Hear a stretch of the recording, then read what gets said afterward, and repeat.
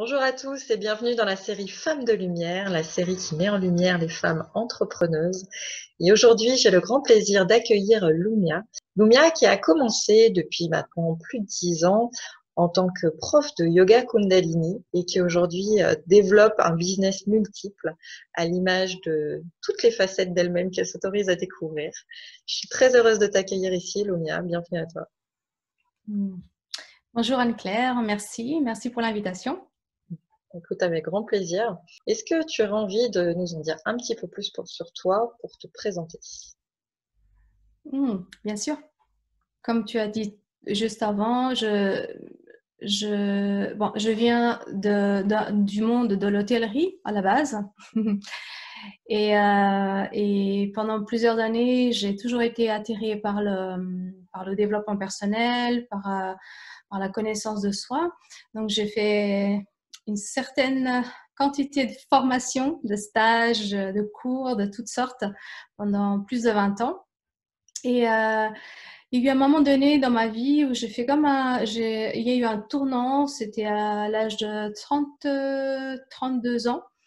Et j'ai découvert le yoga Kundalini, plus précisément, parce que j'avais déjà fait du yoga avant. Je n'avais pas tellement croché. Et un jour, une amie m'a parlé de ce yoga. Et j'ai été faire un cours, un cours d'essai.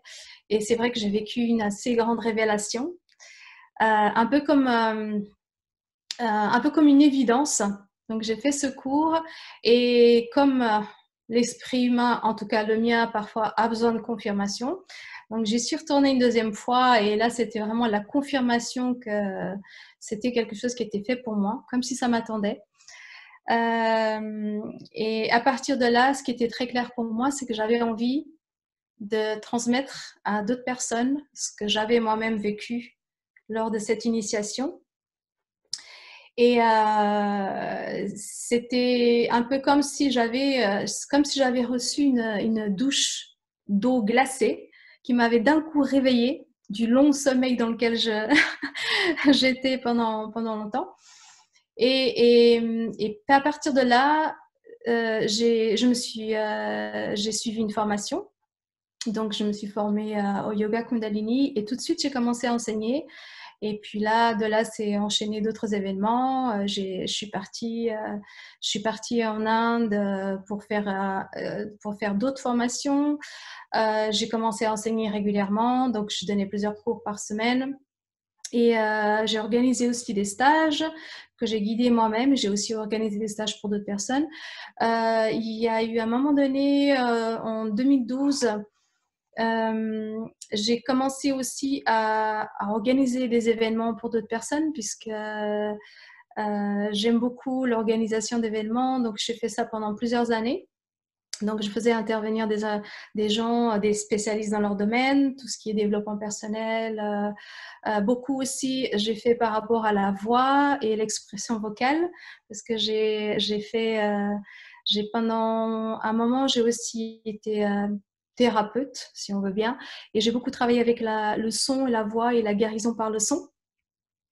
Donc ça, c'est aussi une de mes passions et que je retrouve aussi dans le yoga Kundalini puisqu'on a cette notion de chant. On chante beaucoup de mantras.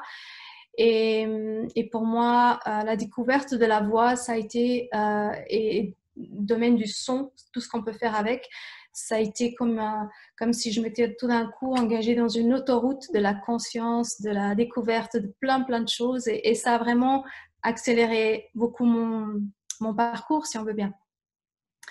Donc, à ce jour, j'anime toujours une pratique de yoga, donc le matin, pour ceux qui aiment se réveiller tôt, donc c'est à 6 heures du matin et c'est en ligne.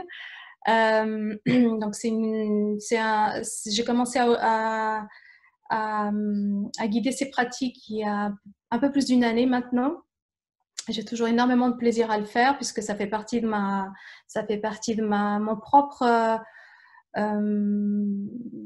si tu veux, c'est ma ligne directrice dans ma vie, c'est vraiment le yoga, c'est ma pratique quotidienne qui me permet de revenir toujours au centre et puis de me sentir le plus alignée possible avec qui je suis et avec ce que j'ai envie de manifester dans la matière. Sinon, je travaille aujourd'hui avec Aurélia Dabon. Donc, j'ai commencé à travailler avec Aurélia il y a un petit peu moins de 2 ans. Et je fais du closing. Donc, pour ceux qui connaissent pas, savent pas ce que c'est. Donc, faire du closing, c'est de la vente, mais c'est une forme de vente un petit peu différente où vraiment on prend le temps d'être avec notre prospect en ligne et puis on le fait passer à travers un processus pour vraiment bien identifier ce que la personne cherche, si nous avons la réponse à lui apporter et si on peut l'aider. Donc, voilà, je fais ça depuis déjà presque bientôt 2 ans maintenant. Et j'ai aussi mis en place maintenant, avec l'expérience, avec le recul, j'ai aussi mis en place une formation de closing. Je suis en train de former les personnes maintenant de mon côté. Et puis, encore parallèlement à ça, eh bien, je fais du coaching. Je coach nos clients dans le programme Wisdom Impact. Donc, je fais du coaching essentiellement autour de la vente et de l'énergie. Plein de choses. Voilà. Ouais. Est-ce qu'avant de te poser d'autres questions, tu pourrais déjà nous partager quelle est la différence entre le yoga Kundalini et le yoga, entre guillemets, standard, enfin, voilà, le yoga dont tout le monde parle? Oui, alors, quand on parle de yoga, la plupart des gens vont penser peut-être au yoga Hatha Yoga, qui est un yoga classique, enfin classique, plus connu en tout cas du grand public. C'est un yoga où on enchaîne des postures l'une après l'autre. Après ça, aujourd'hui, on a beaucoup de styles de yoga différents. Enfin, chaque personne presque crée le yoga à son image. Mais en gros, la différence qu'il y a entre le yoga Hatha Yoga et le yoga Kundalini, dans le yoga Kundalini, on va vraiment avoir cette notion c'est basé sur le rythme, beaucoup le souffle, les pranayamas. C'est un yoga qui est très rythmé et il y a aussi la notion du son, donc le chant du mantra. Donc on associe vraiment ces différents aspects, les postures, le mouvement, le rythme, le son, le souffle, le pranayama. Ok, donc c'est un yoga qui est beaucoup plus complet que, entre guillemets, simplement faire des positions, quoi. C'est une prise en considération de l'être beaucoup plus grande. Voilà, c'est ça. Et pour moi, en tout cas de mon expérience, de ce que j'ai pu voir et expérimenter, le yoga Kundalini, comme il englobe d'autres aspects, ça permet aussi à l'énergie d'augmenter notre taux vibratoire et notre énergie de manière beaucoup plus rapide et atteindre des nouveaux états de conscience. Est-ce que, du coup, on se connaît un petit peu et moi, je t'ai toujours trouvé hyper zen, hyper posée, hyper résiliente, hyper vraiment dans la douceur, dans quelque chose vraiment d'inébranlable. En tout cas, moi, c'est vraiment le sentiment que tu m'as donné quand parfois, moi, de mon côté, j'étais en miettes. Et que malgré voilà le parcours que tu as pu avoir et de ton côté aussi en tant que femme, je trouve qu'aujourd'hui tu as atteint une profonde paix. Et en tout cas, c'est vraiment de mon point de vue ce que j'arrive à percevoir de toi. Qu'est-ce que justement la pratique du yoga, en tout cas tel que toi tu as pu l'expérimenter, t'a apporté dans cette acquisition de paix, de sérénité, de relativisme peut-être, de confiance en la vie, pour que tu arrives à transformer tout ce qui a pu être douloureux en tant que femme, en tant que maman, pour être aujourd'hui dans une position qui te permet de t'ouvrir à plein de choses, de t'ouvrir à tes désirs, de t'ouvrir à tes qualités, à tes talents, à tout ce que tu as envie de manifester. Alors, beaucoup de choses. Moi, je dirais que la chose la plus importante de ce que j'ai vécu, en tout cas, c'est vraiment de revenir dans mon centre et puis de rester alignée. Je me souviens, il y a eu certaines époques de ma vie où j'ai vraiment traversé des périodes un petit peu moins faciles, comme tout un chacun. Et puis, je sais qu'aujourd'hui, ce qui m'a vraiment aidé à traverser ces périodes-là. Ça a été ma pratique régulière, quotidienne, que j'ai. Donc, ma discipline m'a permis vraiment de traverser toutes ces zones de turbulence et en restant toujours le plus droite possible, on va dire. Mm-hmm. Oui. Et ça m'a amené aussi ça m'a beaucoup aidé aussi à développer la confiance en moi. Ça, c'est un aspect que je pense qui est très important. Quoi qu'on fasse dans la vie, si on a cette confiance qui est là, qui est présente, eh bien, ça nous aide vraiment à faire un pas de plus, y aller de l'avant et à rester centré. Et c'est quoi en fait précisément? C'est le fait de finalement d'être tellement focus sur soi que du coup le mental lâche et que ça nous permet de nous ouvrir à quelque chose qui fait que bah voilà, ça nous permet de traverser ces zones de turbulence qui sont bien souvent pas super agréables. Comment ça se passe exactement? Focus sur soi, oui. Et oui et non. En fait, oui, d'avoir le regard sur soi, d'être vraiment attentif à comment d'être attentive à comment je fonctionne, à comment je réagis, à ce qui se passe dans ma vie, qu'est-ce qui va me perturber ou pas. Je dirais que c'est important d'avoir ce regard-là pour pouvoir s'améliorer, pour pouvoir transcender, transmuter certaines choses dans la vie dont on n'en a plus besoin. Après, moi, ce que je pourrais dire de comment je perçois les choses et comment je les vis dans ma vie, c'est vraiment d'amener de plus en plus de conscience par rapport à qui je suis, à mes comportements, à comment j'interagis avec les gens autour de moi. C'est surtout ça, en fait.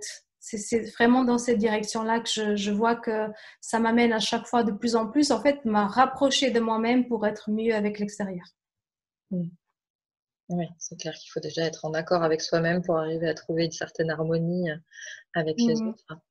Moi, je pense que c'est essentiellement ça. C'est vraiment plus je suis centrée, plus je me sens alignée par rapport à qui je suis et avec ce que j'ai envie avec la personne que j'ai envie d'incarner, et moins les événements extérieurs vont avoir un impact négatif sur moi. Oui, c'est la question que j'allais te poser. Comment tu fais pour avoir ce côté justement inébranlable où on sent vraiment la solidité j'allais dire du roseau qui peut plier un peu, mais qui ne plie pas, qui vraiment reste dans sa rectitude. J'allais dire peu importe ce qui se passe, alors que bah, il y a des fois, il y a des choses, voilà, t'es humaine, t'es comme tout le monde, il y a des fois c'est compliqué et c'est pas cool. Et t'arrives malgré tout ouais, à garder cet alignement, et ça, je suis vraiment très admirative de ça. Il y a 10 ans, ou en tout cas peut-être un peu plus, voilà, quand t'étais pas encore du tout là-dedans, quelle était la vision que tu avais pour toi plus tard? C'est difficile à dire. Il y a plus de 10 ans en arrière, eh bien, évidemment, j'avais pas la conscience, le niveau de conscience que j'ai aujourd'hui. Et c'est vrai que ma réalité, mon monde intérieur était vraiment très différent de ce que c'est aujourd'hui. Aujourd'hui, ce que je peux vraiment affirmer avec certitude, c'est que j'arrive à avoir une conscience beaucoup plus large de qui je suis, de ce que je fais et l'impact de ce que je peux générer autour de moi par mon attitude, parce que je suis vraiment.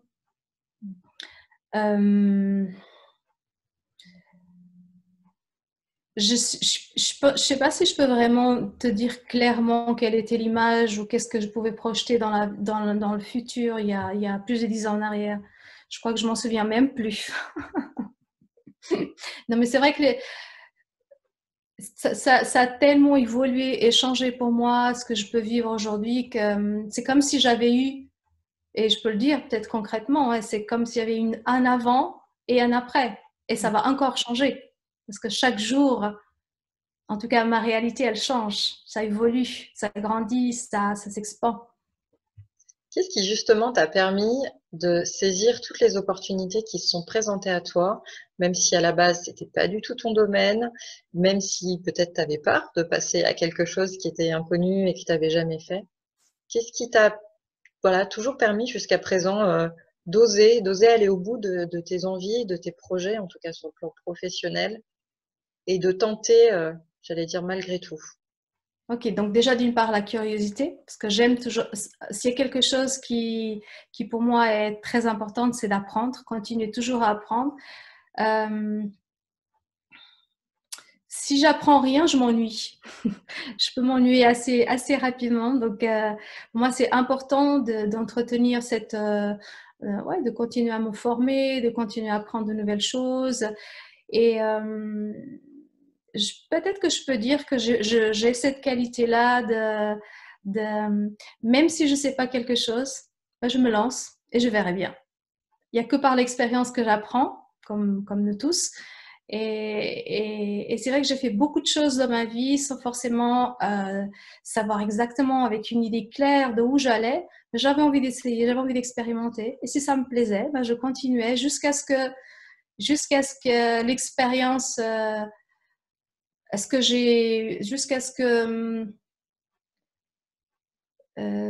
jusqu'à ce que j'ai atteint un certain niveau de connaissance dans le domaine dans lequel j'étais et que j'estimais que bah, j'avais appris ce que j'avais à apprendre et ensuite je passais à autre chose, simplement. Et qu'est-ce qui t'a permis du coup à chaque fois de surmonter peut-être la peur de l'échec, la peur d'être que ça fonctionne pas comme tu veux et du coup d'être dans une situation compliquée, ou la peur de devoir bah, tout recommencer à zéro parce que finalement entre l'idée que tu te faisais de la chose et puis le vécu, voilà, ça correspondait pas. Qu'est-ce qui t'a permis d'être toujours dans cette profonde certitude que à la limite, quoi qu'il se passe, pas grave, tu serais caméléon? Alors étonnamment, je crois que je me suis rarement lancée dans quelque chose avec la peur que ça ne fonctionne pas. Je suis à la base, je suis assez enthousiaste. Et, et quand j'ai cet enthousiasme naturel, quand quelque chose me plaît vraiment, je me pose pas 15 000 questions. Je me dis, allez, ça j'ai envie d'expérimenter et j'y vais. Et après, une fois que je suis dans l'expérience, je regarde, ça me plaît pas. Si ça me plaît pas, je change de direction, je fais autre chose. Et si ça me plaît, ben, je continue jusqu'à ce que ça me nourrisse. Dans ce que tu peux proposer aujourd'hui, du coup, est-ce que tu t'adresses à un public particulier ou est-ce que finalement c'est c'est adressé à toutes les personnes en chemin et qui connectent simplement à ton énergie? Alors moi, je dirais que je m'adresse à tous ceux qui ont envie de se connaître mieux à travers leur corps, à travers leur propre expérience. Je n'ai pas vraiment un public cible, en tout cas par exemple pour le yoga. Bien sûr, plutôt avec des adultes. J'ai aussi fait des formations pour travailler avec des enfants, mais je travaille essentiellement avec des adultes. Euh, mais j'ai pas j'ai pas un type de personne avec qui je travaille. Je dirais que c'est plutôt les gens qui ont envie de se reconnecter avec leur force intérieure, avec leur puissance, et puis vraiment d'aller explorer jusqu'où on peut aller. Parce qu'il y a plein de choses qui se révèlent en nous hein, à travers. Moi, je parle de yoga parce que c'est mon domaine. Il y a plein d'autres façons de le faire. Mais je dirais que c'est vraiment les personnes qui ont cette envie d'aller au-delà de ce qu'ils pensaient être possible, d'aller au-delà de, de se dépasser. Moi, c'est vraiment comme ça que je vois les choses. Les personnes qui ont cette envie d'aller toujours un petit peu plus loin, et ben moi, je leur permets, à travers de ce que je partage, de faire un petit peu ce pont. Qu'est-ce que tu avais envie d'apporter? Parce qu'aujourd'hui, effectivement, du closing, le closing se développe de plus en plus dans différents domaines. Quelle est toi ta vision du closing et qu'est-ce que tu avais envie de proposer euh, à travers le fait de former toi-même des personnes Mm. à devenir closer? Mm. Alors, moi, ce que j'ai le plus appris à travers cette activité. Alors, je dirais que j'ai pas mal développé le sens de l'écoute. Et ça, je trouve que c'est vraiment un cadeau énorme à faire à quelqu'un. Euh,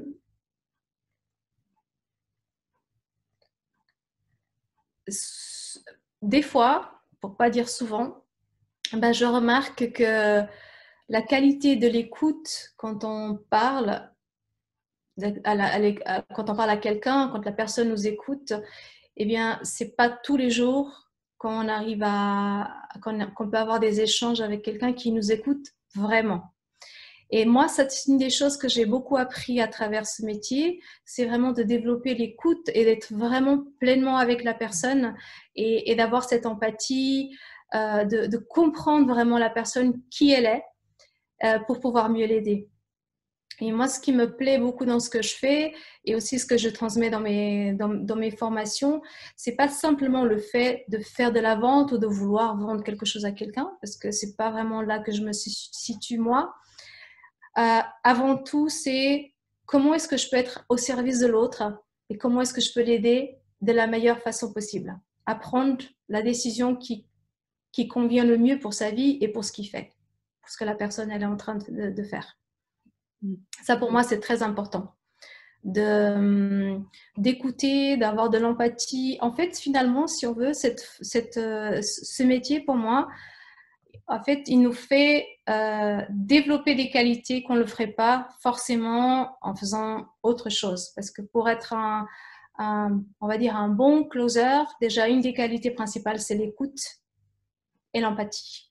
Donc ça, je pense que de ce côté-là, ben, je me débrouille. Je me débrouille. Et donc, c'est ça aussi essentiellement que je transmets aux gens, ouais, qui pour moi semble être vraiment des qualités qui sont importantes. Et donc aujourd'hui, du coup, c'est une formation que tu as mis en place pour former des personnes. Ça y est, c'est opérationnel. Ça y est, c'est là.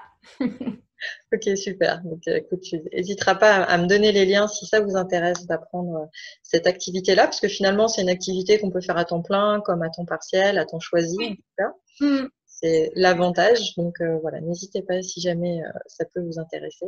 Comme tu as parlé du fait que c'est une activité qui se fait à plein temps, à temps partiel, donc je suis vraiment la personne les gens qui choisissent comment est-ce qu'ils veulent travailler. Et aussi, ça peut être très intéressant pour les personnes qui veulent travailler depuis chez elles. Mm. C'est un travail qui se fait, il suffit d'avoir un téléphone, une connexion Internet, et puis on peut travailler vraiment depuis n'importe où. Et puis, il y a tellement il y a tellement de besoins que le marché ne sera clairement pas saturé demain en closer. Donc, n'hésitez pas si Non, vous avez c'est envie pas pour tout. de tenter. Voilà. Ça peut être un très bon complément de revenu comme une activité pour laquelle vous vous prenez de passion et voilà. Donc, si vous avez envie de faire quelque chose à plein temps, ça peut être quelque chose à essayer en tout cas. Aujourd'hui, finalement, que ce soit à travers donc le closing, à travers ton activité de coach, à travers l'affiliation aussi que tu as envie de proposer bientôt, tu es toujours dans le don de toi-même, j'ai envie de dire, pour les autres, pour mettre en valeur les autres, pour mettre tes qualités au service de l'autre, etc. Qu'est-ce qui compte pour toi dans cette démarche-là? Comme je dis souvent, alors pour moi, il y a rien qui puisse me nourrir plus que de voir les autres réussir. Donc c'est pour ça, je pense que je fais ce que je fais, parce que quand la personne avec qui j'interagis, elle a du succès, elle réalise ses rêves, elle atteint les objectifs qu'elle va atteindre, eh bien moi, ça me remplit de joie, simplement. Du coup, c'est quoi tes prochains objectifs à toi? Alors, l'objectif de former des personnes pour faire du closing. Qu'est-ce que je pourrais te dire d'autre? Un objectif qui est plus personnel, c'est de continuer mon évolution, de continuer à apprendre, de continuer à m'ouvrir encore plus et plus pour pouvoir aussi transmettre ça aux aux gens que je côtoie et qui sont attirés par mon énergie et par ce que je fais. Mm. Ce que je trouve super dans ton énergie, c'est que moi, je te vois vraiment comme une éclaireuse. Et je trouve ça super parce que tu as une façon très personnelle d'apporter de l'éclairage, de la conscience, une certaine façon de voir les choses quand parfois on est complètement perdu ou que on a tellement la tête dans le brouillard qu'on n'arrive pas à voir les choses d'une façon différente. Qu'est-ce que aujourd'hui justement tu aurais envie de transmettre aux personnes qui sont en chemin, qui sont peut-être un peu perdues, sont un peu dans le noir, qui ont du mal à avoir une pratique peut-être très disciplinée, parce que je sais pour l'avoir expérimenté aussi que quand ça va pas, on a du mal des fois à se botter un peu les fesses pour faire quelque chose de façon régulière, quoi qu'il arrive, même si on voit pas tout de suite ce que ça peut nous apporter, etc. Alors toi, ça a été le yoga, mais du coup, ça peut être complètement voilà autre chose, la méditation, ou une activité, même je sais pas, aller courir si c'est quelque chose qui vous reconnecte à vous, parce que pendant que vous courez, vous pensez pas à autre chose et que vous vous calez sur votre respiration pour pas avoir un point de côté. Qu'est-ce que tu aurais envie de transmettre justement à ces personnes qui peuvent traverser des épreuves de vie pas très drôles et qui savent pas forcément par quel bout prendre les choses, ou en tout cas par quoi commencer pour arriver à retrouver petit à petit justement leur alignement, ce qui leur permettra après de faire un pas après l'autre dans ce qu'elles ont envie d'écrire pour elles. Alors, s'il y a déjà une chose qui me semble pour moi évidente, c'est de se reconnecter au corps. Le corps, pour moi, est notre outil le plus incroyable, parce que quand on est connecté à notre corps, à nos sensations physiques, à ce qui se passe en nous, et qu'on en prend conscience, c'est déjà une aide énorme pour pouvoir avancer. Je sais qu'aujourd'hui, c'est pas d'aujourd'hui, mais la plupart des gens, moi y compris par moment, on a tendance à être là, dans la tête, dans le mental, et puis ça tourne à toute vitesse. Et c'est ça, en fait, qui amène beaucoup peut-être d'instabilité, de stress. Ça crée beaucoup de stress. Donc vraiment, pour moi, la première chose à faire, c'est revenir au corps et faire une activité où on utilise le corps, qu'on dépense de l'énergie, qu'on fait circuler l'énergie dans notre corps. Et d'ailleurs, je pense qu'on a déjà tous essayé une fois au moins quand quelque chose ne va pas. Eh bien, si on sort, on bouge, on danse, par exemple, on peut tout simplement danser sous une musique qui nous plaît et on respire un bon coup, eh bien, on se sent tout de suite mieux après. Donc vraiment, s'il y a une chose pour moi qui est importante et que j'aimerais transmettre, c'est vraiment la reconnexion au corps, à notre corps. Peu importe la manière dans laquelle on le fait, qu'on choisisse le yoga, qu'on choisisse la course à pied ou le pilate ou peu importe. L'important, c'est de revenir au corps, de faire quelque chose avec le corps et d'avoir une certaine régularité. Donc, moi, je pourrais même parler de discipline. Alors, je sais que la discipline est quelque chose d'un petit peu rigide. Ça peut être rigide et en même temps, c'est moins dans notre culture, je dirais. Moi, j'ai appris ça avec justement la pratique du yoga, où on se lève très tôt le matin, on fait ce qu'on appelle la sadhana tous les jours, on fait du yoga, on fait des chants, etc. Et ça fait vraiment partie du quotidien. Donc pour les gens qui ont peut-être un petit peu de difficulté en ce moment, qui se sentent stressés, qui se sentent un petit peu partir dans tous les sens, qui ont peut-être perdu le sens de la vie, qui sont dans des périodes un petit peu plus difficiles, revenez au corps, revenez à la respiration et posez-vous tous les jours, même si c'est 2-3 minutes. Fermez les yeux, reconnectez-vous à votre corps, à votre cœur et respirez. Il n'y a rien de plus simple, mais il faut le faire. C'est important de le faire. Si ça reste qu'au niveau de la pensée, une fois de plus, on reste dans la tête. Donc vraiment faire descendre l'énergie dans le corps pour pouvoir transmuter tout ça, toutes les énergies, toutes les pensées, toutes les choses qui viennent un petit peu nous perturber. Mm. Comme j'aime bien imager aussi, c'est un petit peu comme si on laisse la poussière s'accumuler sur un meuble à la maison et qu'on nettoie jamais, ben, il y a une couche, après une couche, après une couche. Et au bout d'un moment, le meuble, on le voit plus tellement. Ainsi sommes-nous. Si on laisse un petit peu, on parle pas en termes de poussière, mais d'émotions, quand il y a trop d'émotions qui sont accumulées, et tout d'un coup, il y a un trop plein, et bien ça déborde. Et quand ça déborde, ça va pas forcément déborder au bon moment, ni avec les bonnes personnes. Donc, si on prend soin de nous, tous les jours un petit peu, et qu'on fait la poussière, et ben il n'y a pas d'accumulation. Comme ça, on est tout le temps en train de renouveler notre énergie et puis de faire un peu des mises à jour par rapport aux énergies aussi qui descendent sur Terre. Mm. Faire un rééquilibrage. Ça peut être très intéressant du coup d'être guidé dans ces pratiques-là, surtout quand on commence. Donc, j'imagine qu'il y a plein de choses Voilà. disponibles sur Internet, mais du coup, toi, ce que tu proposes tous les matins, c'est vraiment voilà dans cet accompagnement-là, dans cette guidance. Est-ce que du coup, donc on te retrouve sur Facebook, c'est ça pour la pratique du Oui, matin? oui. Alors j'ai créé un groupe qui s'appelle Rituel du matin pour une énergie illimitée. Donc, on peut simplement faire la demande, venir dans le groupe. Et puis, pour ceux qui ont envie d'expérimenter, pour les personnes qui n'ont jamais encore essayé ce que c'est que le yoga Kundalini, ben, j'offre une semaine de yoga gratuit, simplement pour pouvoir faire expérimenter qu'est-ce que ça fait vraiment. Au bout de 2-3 jours, on se sent déjà vraiment différent, surtout pour les personnes qui n'ont pas l'habitude d'avoir une pratique régulière. Donc, j'ai ce groupe qui s'appelle Rituel du matin. Simplement faire la demande dans le groupe et puis après voir si faire quelques jours d'essai, si ça convient, parce que je sais aussi que ça ne convient pas à tout le monde. Ça dépend tout du type de personne qu'on est. Si on est quelqu'un qui a beaucoup de feu, si on est quelqu'un qui est peut-être plus tranquille, donc c'est pour ça qu'il y a aussi beaucoup de types de yoga et d'autres disciplines. C'est que chaque personne, et ça aussi c'est important à mes yeux, c'est de trouver ce qui nous convient. C'est pas parce que quelqu'un nous a dit de faire ça ou Mm. ça que ça va être la pratique la plus adaptée pour soi-même. Aller expérimenter et quand on a trouvé quelque chose qui nous convient, garder cette pratique et puis continuer régulièrement et d'avoir une pratique régulière. Pour moi, ça, c'est la clé. Est-ce que justement, tu as pu remarquer qu'il y avait un certain type de personne ou de caractère, ou je sais pas, qui correspondait mieux à cette pratique-là que d'autres? Mm-hmm.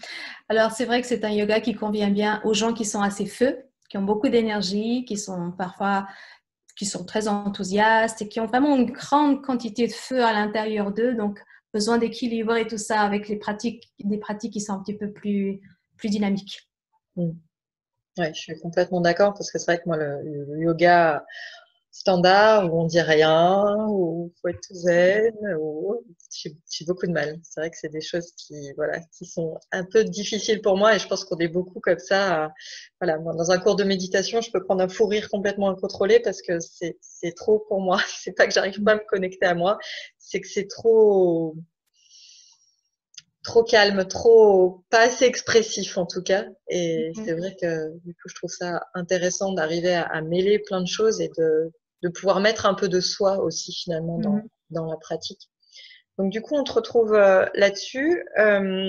N'hésite pas du coup à me donner le lien pour que voilà, les personnes puissent directement aller vers toi dans cette guidance-là.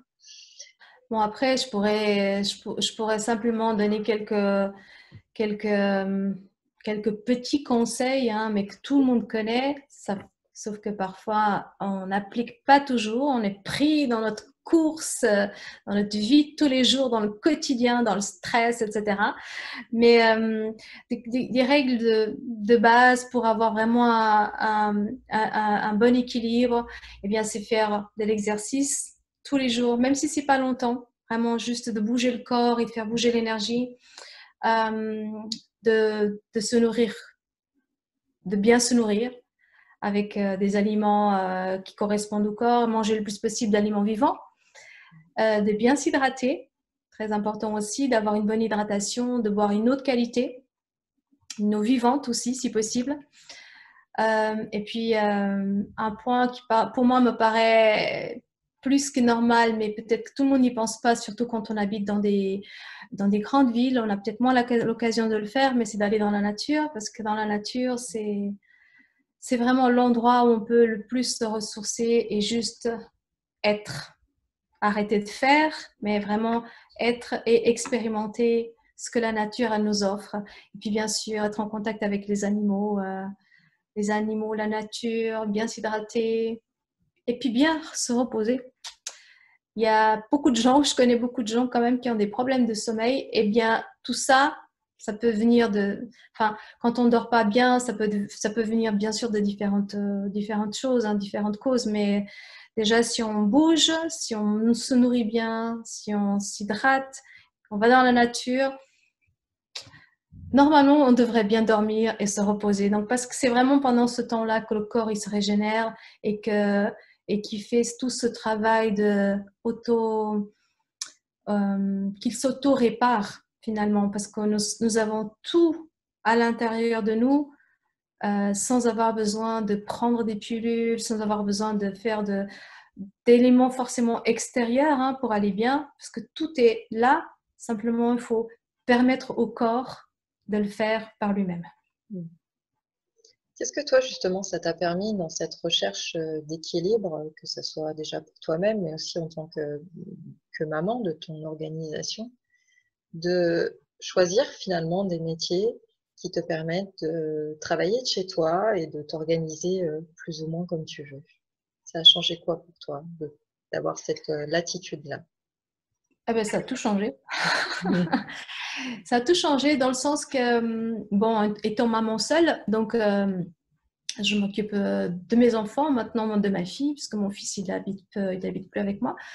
Et de pouvoir exercer un métier où je suis chez moi, je peux accueillir ma fille quand elle rentre à midi, je peux l'accueillir, je suis là quand elle rentre le soir de l'école.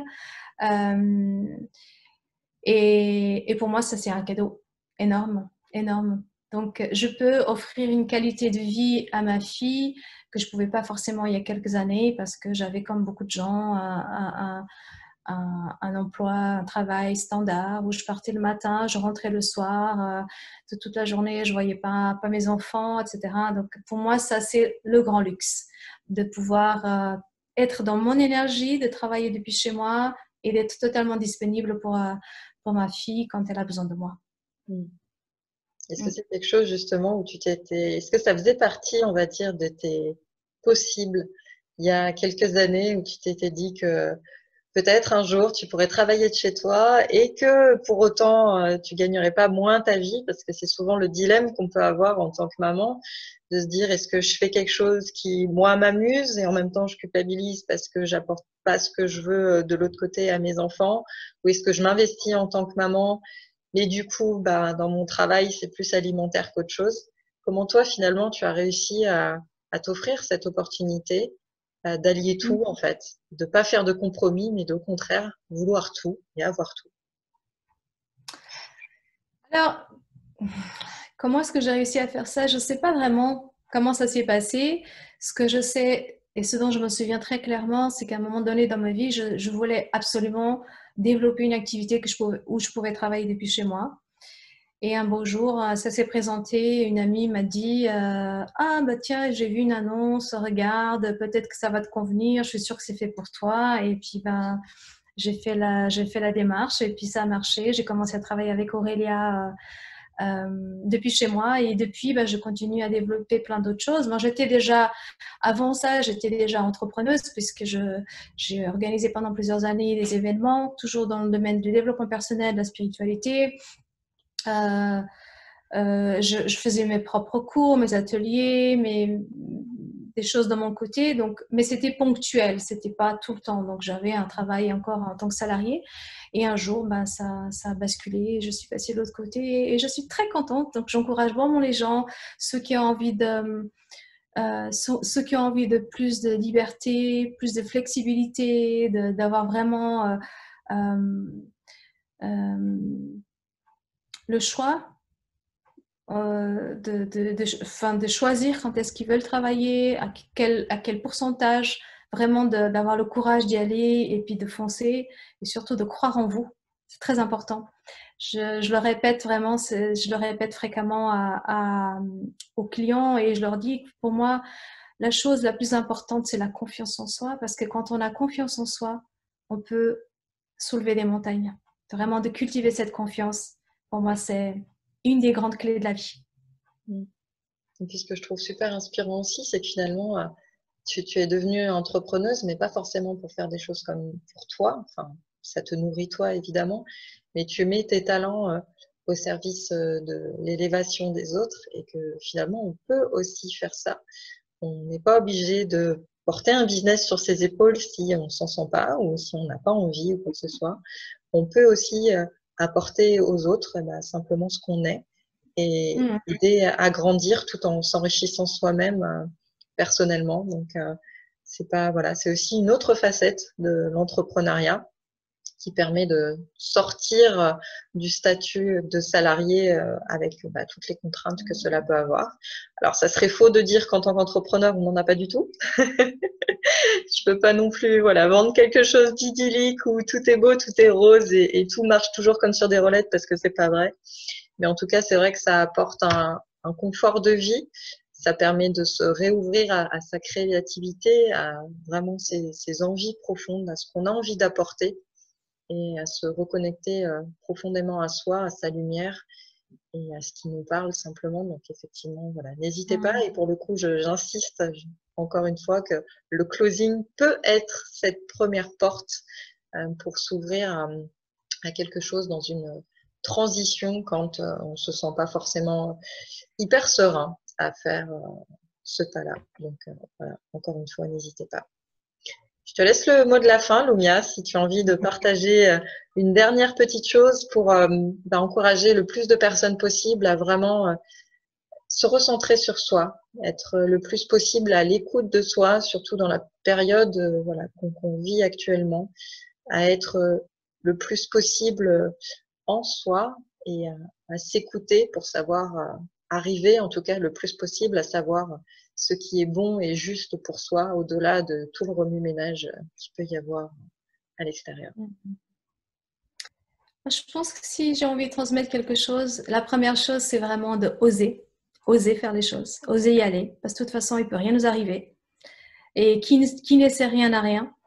Et de croire à ses rêves. Vraiment, c'est, je pense, important.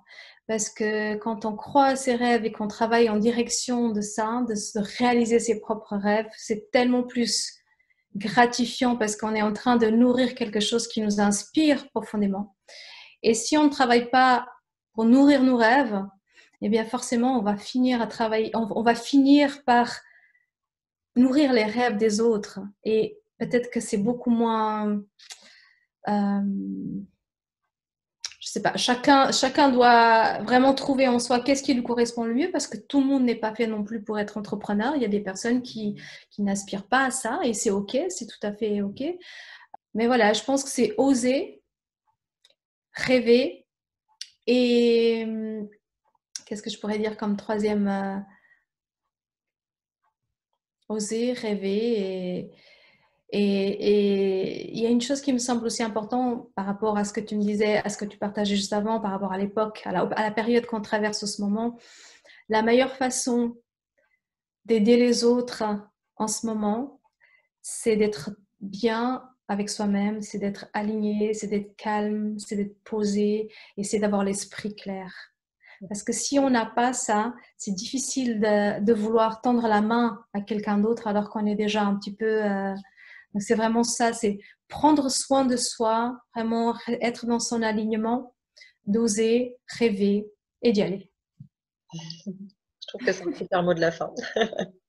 Allez-y, foncez et effectivement, quel que soit le domaine qui vous attire, quel que soit ce qui vous fait envie, c'est pas forcément que au niveau du travail, on peut effectivement complètement se réaliser en étant salarié, en étant heureux dans son job, mais voilà, d'aller au bout de ses envies, d'aller au bout de ce qu'on a envie de faire, d'arrêter de toujours tout remettre à plus tard alors que si ça se trouve ce sera trop tard et on n'en sait rien, d'être vraiment voilà, connecté avec soi et d'oser parce que au pire, on recommencera autre chose et puis c'est pas grave.